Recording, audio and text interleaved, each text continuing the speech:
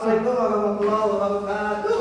Waalaikumsalam warahmatullahi wabarakatuh. Bagaimana anak-anak kabarnya? Alhamdulillah luar biasa. Allahu Akbar. Ini udah belajar apa aja nih? Quran. Coba sekarang kita lanjut ya di materi yang selanjutnya, yaitu dari Bapak. Kenalkan Bapak, namanya Firda Iksan Mediansa, bisa dipanggil Bapak Firda ya? Iya. Bisa boleh. Boleh saja. Untuk sekarang kita absensi dulu, siapa yang tidak hadir di hari ini? Teribatan Pak. Sana sakit. Oh, sana sakit. Ya, terus Teribatan. betul. Terus tadi gimana ya sakitnya? Izin.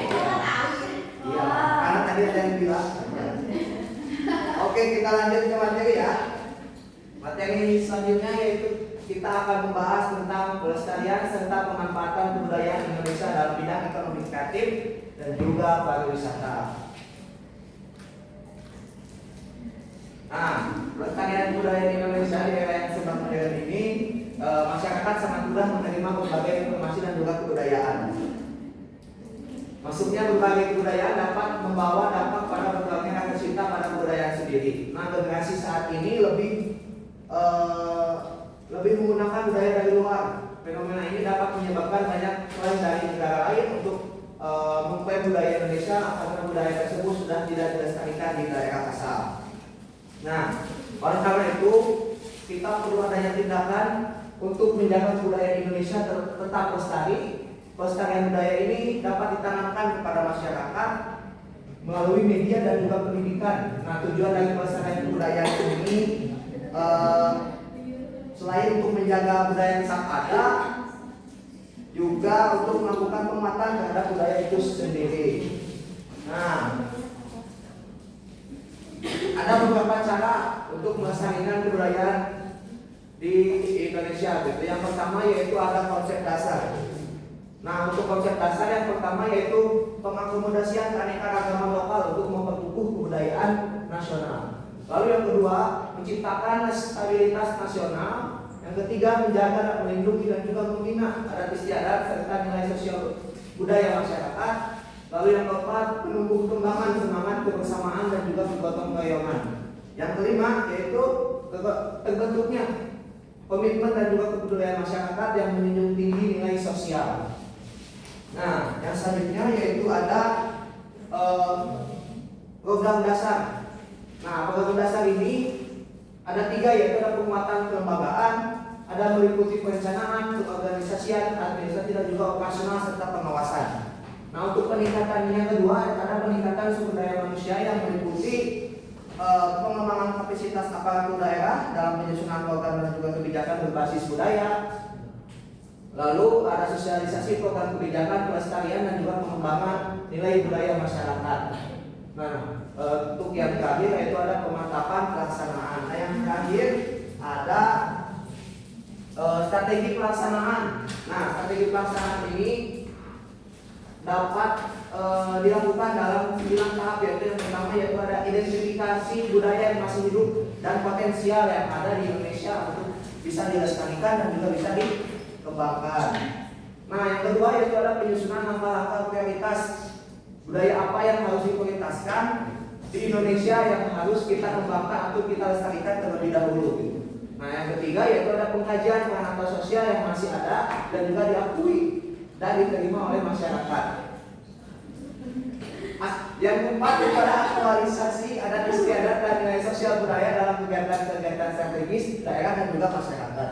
Yang selanjutnya yaitu ada pembentukan jaringan antara kelembagaan adat, pengembangan model koordinasi antara pemerintah dan kelembagaan adat istiadat, penyebarluasan dan pemanfaatan nilai sosial budaya, pemeliharaan norma, nilai dan sistem sosial yang positif di dalam masyarakat. Dan yang terakhir adalah internalisasi nilai sosial budaya esensial yang ada dan mentransformasikan menjadi nilai sosial budaya kekinian menuju terciptanya masyarakat madani. Nah, selanjutnya yaitu ada pemanfaatan budaya untuk ekonomi kreatif dan juga pariwisata. Nah, sebelumnya ada yang tahu apa itu Ekonomi kreatif. Ekonomi kreatif ada yang tahu? Tidak, Pak. Tidak, ya. Kita jelaskan dulu ya. Nah, konsep ekonomi kreatif adalah konsep ekonomi yang mengedepankan kreativitas dengan mengandalkan ide dan pengetahuan dari sumber daya manusia sebagai faktor produksi yang utama. Nah, kebudayaan merupakan hasil dari gagasan dan juga pengetahuan masyarakat yang dimana kebudayaan menghasilkan berbagai macam produk budaya. Nah, produk budaya tersebut berupa karya intelektual, artistik, dan juga praktik individu atau juga kelompok. Nah, ini ada beberapa kebudayaan di Indonesia. Coba, ada yang tahu apa aja kebudayaan yang ada di Indonesia? Ada lagu tradisional. Aku, bentar, sabar. Coba Nanda. Ada lagu tradisional, Pak. Oke, lanjut, coba lagi. Tarian daerah. Good. Musik tradisional, Pak. Sabar, sebutkan nama dulu ya. Ya, apa? Upacara adat. Upacara adat. Kenapa? Betul. Sekarang apa? Musik tradisional. Oh iya betul. Ada yang lagi? Ada yang mau jawab lagi? Tidak ada. Ada yang mau jawab? Oh cukup. Ya. Betul ya yang tadi kalian sebutkan.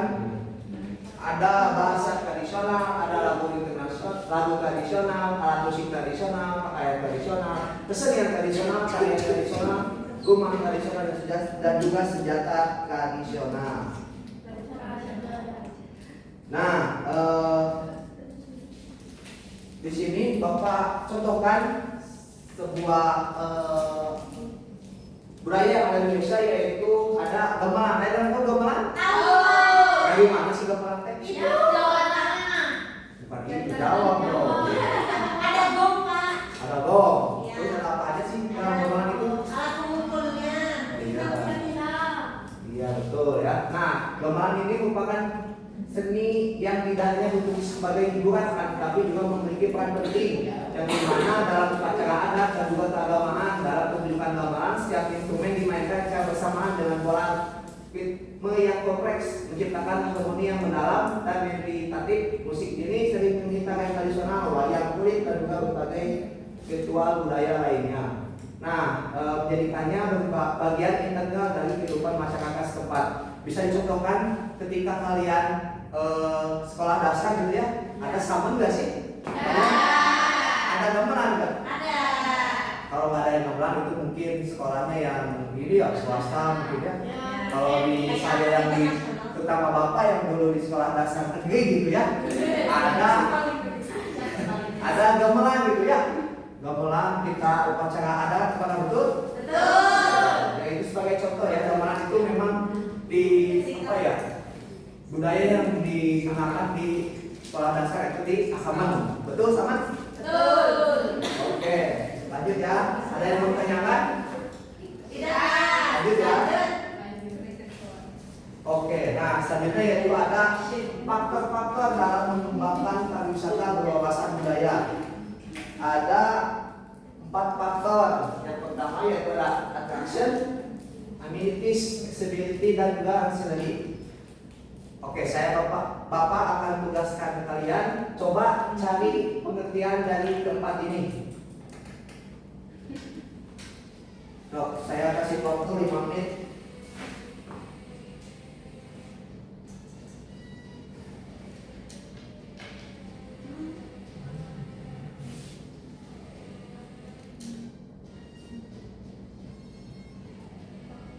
Pak, nanti apa? Gak apa, belum menit kan?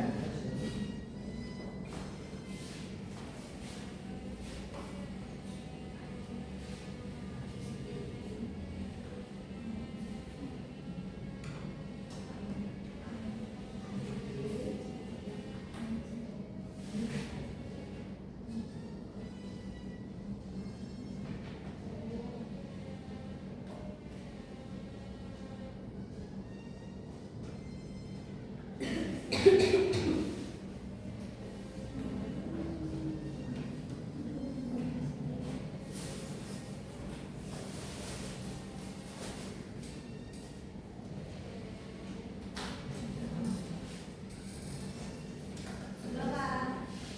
Udah? Udah. Oke. Coba untuk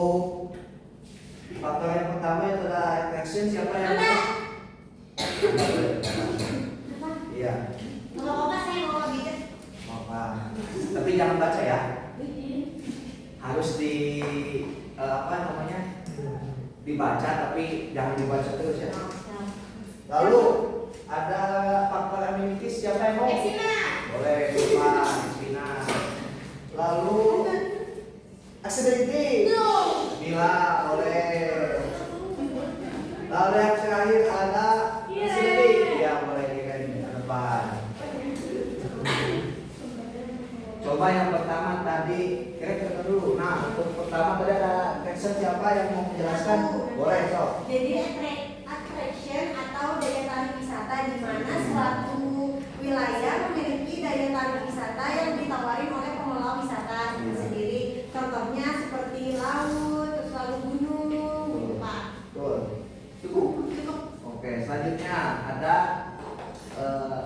amenities. Siapa yang menjelaskan? Amenities tadi kan kalau attraction itu penariknya, daya tariknya. Kalau amenities itu daya dukungnya. Contohnya tadi kalau di lautan atau di pantai, ya di laut ya. Kalau di pantai misalnya daya dukung atau fasilitas yang ada di pantai tersebut, contohnya tuh seperti gazebo ya, betul gazebo, terus Area parkir. restoran, area parkir dan lain sebagainya. Betul. Accessibility. Coba. Iya, so. Bilang siapa? Coba jelaskan. Kalau accessibility itu kemudahan untuk menjangkau suatu pariwisata, misal seperti jalan, terus fasilitas di tempat pariwisatanya seperti itu Pak. Terakhir, boleh kira?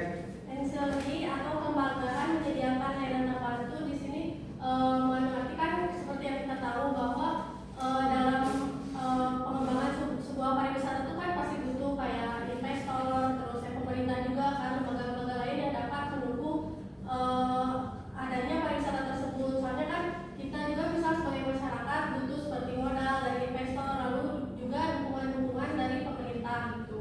Oke, betul. Terima kasih ya yang di depan. Ini Bapak ada yang buat saya sini sini.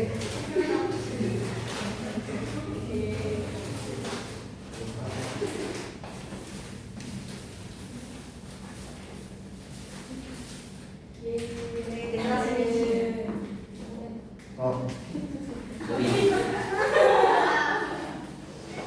Makasih Pak. Terima kasih Pak. Ya. Oke, terima kasih yang sudah depan ya. Betul yang tadi dikatakan oleh teman-teman kalian gitu ya. Untuk pengertian attraction ya itu adalah sebuah daya tarik yang dimana atraksi adalah sebuah produk utama daerah tujuan wisata. Nah, hari ini bisa mencakup hal-hal yang dapat dilihat dan juga dapat dilakukan wisatawan ketika berada di daerah tujuan wisata. Nah, yang kedua yaitu ada amenities. Di sini adalah sebuah fasilitas yang dimana merupakan aksesibilitas atau sarana yang infrastruktur untuk menuju daerah tujuan wisata agar adanya ketersediaan sarana transportasi dan juga rambu petunjuk jalan gitu ya. Nah, untuk accessibility atau fasilitas atau apa tadi? Kemudahan gitu ya. Tadi sudah dijelaskan betul. Untuk ancillary yang terakhir yaitu merupakan ketersediaan organisasi yang mengurus daerah tujuan wisata ya. Hal ini menjadi penting karena ketika semua faktor yang lain terpenuhi tetapi tidak ada yang mengatur, maka semua fasilitas dan juga atraksi yang dikembangkan lama-kelamaan akan bermasalah gitu ya.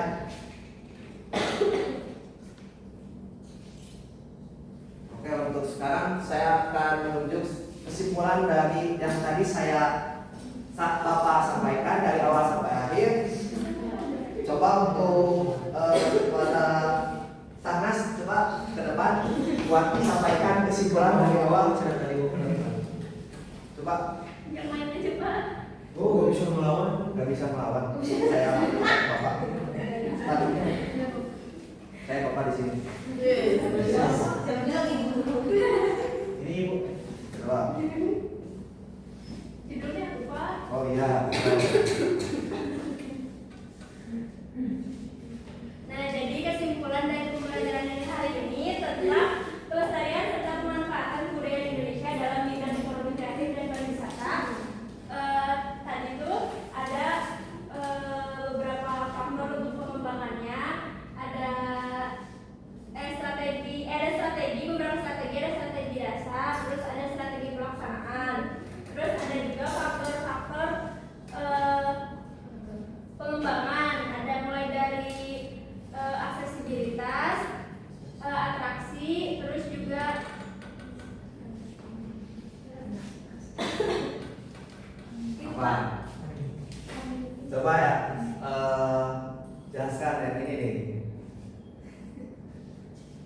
Yang tadi yang akhir.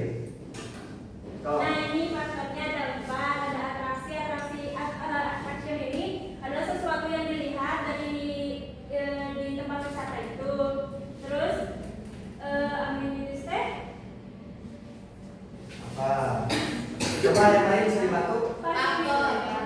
fasilitas yang ada, terus juga aksesibilitas tuh jalan yang untuk menuju ke tempat wisata tersebut. Terus ancillary ini yang mengelola dari wisata tersebut, Pak. Oke, terima kasih. Nah, kalau ini Ini sebuah kesimpulan karena memang banyak ya. Iya. lebih sebul. Oke, mungkin pembelajaran kali ini dicukupkan. Mohon maaf apabila dari perkataan Bapak ada yang menyakitkan hati kalian, ya. Tidak apa-apa. Mudah-mudahan pembelajaran kali ini bisa kalian pelajari kembali selain di kelas ini, gitu ya. Ya, Pak. Saya tutup dengan doa kepada akhirnya di dunia sana, wakil ayat di sana, wakil ada bana. Amin. Assalamualaikum warahmatullahi wabarakatuh.